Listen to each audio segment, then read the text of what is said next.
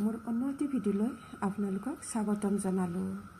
আমাৰ মৰমৰ আলহী এইটো। তাই প্ৰায়ে আমাৰ ঘৰলৈ আহি থাকে। কেতিয়াবা নাহিলে আমাৰ মনটোত চিন্তা হৈ থাকে, কিয় নাহিল তাই।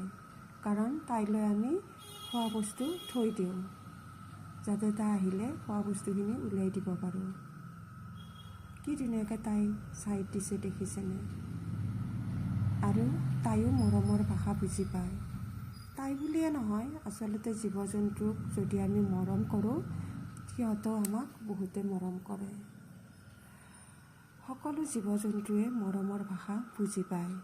আমাৰ দেহা যেতিয়াৰ পৰা আমাৰ জীৱনলৈ আহিল, আমি জীৱ জন্তুক বহুত বেছি ভাল পাওঁ। আগতে এই কথাটো আমি উপলব্ধি কৰিব পৰা নাছিলোঁ।